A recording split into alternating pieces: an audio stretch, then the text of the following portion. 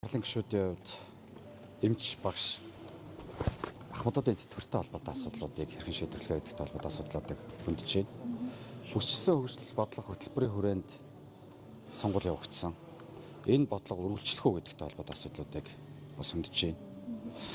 Дөрөвдүгээрт намын хэв нэгдэл цаашдаа ардын дангаар зэрлэх үү, хамтарсан засгаар явах уу, арслан намтай хамтрах уу гэдэг зүйлийг ч бас хөндөж байгаа гişүүд байна. Нөгөө талдаа өнөөдөр хууль ёсны байгууллага дээр шалгагдж байгаа тодорхой хэрэгүүдтэй холбоотой мэдээллүүдийг бас хийж байгаа.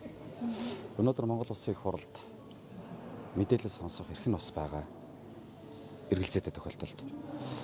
Улсын хурлын гишүүн энх хоёртой холбоотойгоор ярьсан зүйлийг шүүмжлэлтэй хандж байгаа гишүүд бас байна. Нийгэмд бид нар үнэн бодит мэдээллийг өгөх ёстой. Тухайлх юм бол энх хоёр гишүүний хувьд Орчны бүртлэг борлуулалт үндэсний хорооны дараагаар ажиллаж исэн сайд нарыг баримт устгасан гэдэг байж болшгүй зүйлд гүтгэж байна. Өөрөөр хэлбэл тухайд одоо би бас байгаль орчин аяжуулчлалын сайд Орчны бүртлэг борлуулалт үндэсний хорооны дараагаар хэсэг хугацаанд ажиллаж исэн. Өнөөдөр Монгол улс архив, албан бичиг, албан эрх хөтөлбөрийн тухай хууль, үндэсний архивын сангийн тухай хууль гэж хуультай. Сайд нарт өнөөдөр ямар ч албан бичиг байхгүй. Хинч тэр албан бичгийг устгасан гэж хэлээгүй. Нүүрсийн сонсгол дээр 2023 оны 12 сард би оролцсон. Орчны бүртлэг борлуулалт үндэсний хороо гэдэг бол Монгол улсын бүх засгийн газрын гишүүд, дэд сайд нар, тагнуулын ерхий газар, цагдаагийн байгууллага, онцгой байдал, төрийн захиргааны төв байгууллагуудын нэгдэл үндэсний хороо. Ажлын албатай. Энд бол архив, албан бичиг хөтөлбөрийн тухай хуулиараа л тухайн бичиг материалууд хадагдах ёстой газараа хадгалагдах хуультай. Түүнээс биш ямар нэг сайд тэр албан бичгийг авч явах бүр ирэхгүй. Хоёрдугаарт тухайн одоо устгасан гэдэг материалыг хуулийн хэлтийн байгууллагад гаргаж өгнө гэж байгаадаар би бол гайхаж байгаа. Энэ сангийг яагаад олон сайдруудын дунд нааш цааш шилжүүлсэн юм бэ? Сүүлд эрчим хүчний сайд руу шилжүүлсэн бэ? Тэгэхээр чинь тэрэн дээр чинь засгийн газрын дахин асуудлыг хожлоо хөндөхгүй л өөрчлөх гээд байсан юм. Ойлгосонгүй. Гү. Одоо тийм бол асуудал авахгүй шүү дээ. Арслан намтай хамтрахгүй гэдэг хоёр нэр төвшиж хоёулаа хэлчихсэн. Орчны бүртлэг борлуулалт үндэсний хороог би сая хэлсэн аль нэг яамны харьяанд гэхээс илүүтэй хуучин бол Монгол Улсын ерхий сайдын дэргэд байсан. Дараа нь байгаль орчны сайд авсан. Хэрэглэхийн сайд одоо шилжүүлсэн. За үүний дараагаар эрчим хүчний яам руу шилжүүлсэн. Энэ бол засгийн газрын тогтоолоор үндэсний хороо гэдгийг бид өнгө сайн хэллээ шүү дээ. Маш олон байгууллагуудын нийлбэр үндэсний хороо учраас Монгол улсын бүх хууль тогтоомжинд агаар орчны бохирдолтой тэмцэх үүргийг төрийн захиргааны бүх байгууллагад хамааруулдаг. Бүх байгууллагад хамааруулдаг. Тийм учраас ажлын албатай байдаг. Тийм учраас миний хэлээд байгаа архив, албан бичиг хөтөлбөрийн хуулиараа үндэсний архивын сангийн тухай хуулиараа тухайн албан бичиг материал бол төрийн байгууллага дээр л байрших ёстой. Хэн нэгэн хүний карманд явдаг зүйл биш ээ. Энэ дээр засгийн газрын тогтоолоор Ямар үндслэлээр? Өнөөдөр эрчим хүчний асуудал буюу утаатай холбоотой асуудал бол дулаантай холбоотой асуудал. Өөрөөр хэлбэл гал түлж байгаа, дулаан өсгөж байгаа. Үүний үр дагавар нь утаа. Байгаль орчны яамнаас яагаад шилжүүлсэн бэ гэхээр байгаль орчны яам өнөөдөр Эрдэнэс таван толгой компани юм уу? Таван толгой түлш компани ямарваа нэг үйлдвэрийг хариуцдаггүй. Жишээлх юм бол таван толгой түлш компани зүүн баруун үйлдвэр бол байгаль орчны яамд хариалагддаггүй. Байгаль орчны яамд инженерүүд ажилддаг. Байгаль орчны яамд экологч нар байдаг, химч нар байдаг. Тэгэхээр эрчим хүчний яамны асуудал байсан учраас утаа бурахгүй байсан учраас эрчим хүчнийх нь хариалал шилжүүлсэн л процесс. Тэгэхээр энэ бол зөв газараа шилжсэн гэж харж байгаа. Тэгвэл байгаль орчны яамнаас шууд эрчим хүчнийхээ ам руу шилжүүлдэггүй. Яагаад хэрэг хэрэглүү шилжүүлсэн юм бэ? Тэрийг холбогдох одоо засгийн газрын хуралдаанаар шийдсэн асуудал. Тэрэн дээр одоо яг хариулах субъект нь бол би биш. Яамд хооронд болон төрийн захиргааны байгууллагууд хоорондын уялдаа холбоог хангах шаардлагатай.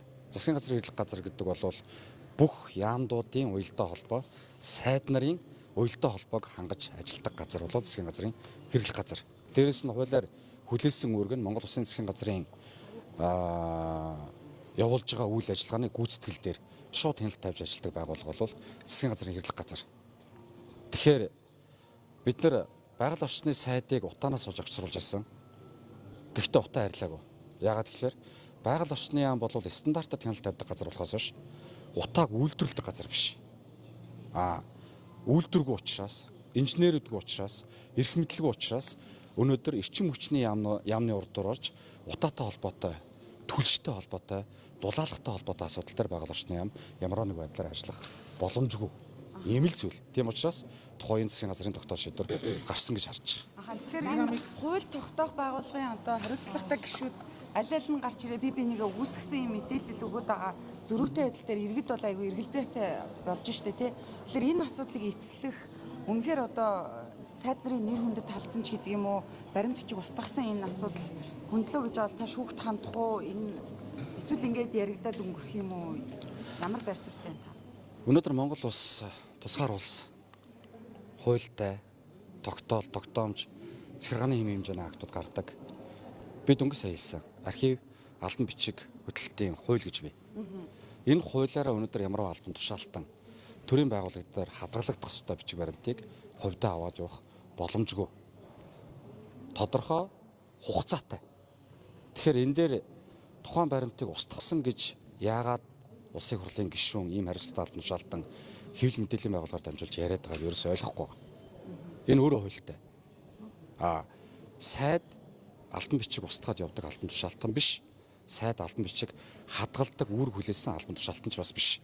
Төрийн байгууллагын бүх тамга тэмдэгтэй албан бичиг бол төрийн байгууллага дээр хадгалагдах үүрэгтэй. Та бүхэн санаж байгаа бол байгаль орчин аялал жуулчлалын яамны төрийн нарийн бичгийн дараагаар ажиллаж исэн хүнийг тагнуулын ерөнхий газараас шалгаж исэн. Яагаад гэвэл төрийн байгууллага дээр байх ёстой албан бичиг гэрт нь байсан учраас гэрлэгөө зөөсөн учраас тэн тагнуулын байгууллага шалгалтын үйл ажиллагааг явуулж исэн. Энийг олон нийтэд мэдээлж исэн те. Тэгэхээр өнөөдөр Монгол улс хуультай хуулийнхаа дагуу явж байгаа. Тэрнээс биш хин нэгэн этгээд гарч ирээд албан бичиг устгасан гэж хэлсний зоргоор тухайн албан бичиг устгагдаад явдаг зүйл гэж байхгүй. Бүх гарын үсэг, бүх тамга тэмдэг, бүх албан бичиг хөтөлбөрийн дугаарын ардталт хариуцлага хууль байдаг учраас энэ албан бичиг бол хадгалагдах ёстой газар л хадгалагдах үүрэгтэй. Тэрийг шинжээч нар өөрсдөө аваад тогтоогоод асуудлыг хилэлцэх, шинжлэх үүрэг нь тэнд байна. Тийм учраас хэн шалгах төр орооны одоо бараг байнгын орооны түвшинд явагддаг хууль эрх зүйн бүрэн чадамжтай нөхцөл байдлыг улсын хурлаас баталгаажуулж өгдөг нь өөрөө тэр. За намын байгууллагын гишүүдтэй холбоотой асуулт асууя. За зарим их сурвалжуудын мэдээлж байгаа бол ерөнхий сайд соёлын манын баг хурлаас одоо манын даргаас чөлөөлөх өргөдлөө өгчөөж за намын даргаас хийх хэрэгтэй байсан гэсэн зүйл төрж байна. Энэ үед өргөдлөө өгч за үржийг нь баг хурлаар хилцээг үжиж дараагийн даргаас хилцээ явуулсан биз дээ. Монгол Ардын намын дарга Лувсан Амсран хоёрт нь өргөдлөө өгж байгаа гэдэг албасаар хурлын ихэнд хэлсэн. Өргөдлийн хилцсэн. Өргөдлийг бид нар санал хураалтаар хэлцэж эцлэн шийдвэрлэнэ. Дараагийн намын даргаыг сонгох санал хураалт эхлэх байгаа. Одоо бол зөвхөн намын дарга өргөдлөө өгж байгаатай холбогдуулаад дараагийн намын даргад нэр дэвшигч нар өөрсдийн бодлого хөтөлбөрийг танилцуулсан, асуултанд хариулсан. Ийм л процесс явагдаж байна. Тэр намын тухай хуулиар бол эхлээд өргөдлийн хилцэж хүлээж авч байж дараагийн намын даргаас хилцэх хэрэгтэй байна. Харин тэгэхээр дараагийн намын дарга асуудлыг санал хураалт эхлэх байна. Процесс явагдаж байна. Баг хурд өөртөөхөө бүтцийн асуудал хэлсэн. Зөвхөн нэг намын дарга нөгөө даргаас хөстөөр ингээ асуудал шийдэгдэхгүй шүү дээ. Өөртөөхөө бүтцийг шинжилж байх талаар. Монгол Ардын нам их хурлаасаа баг хурлаа.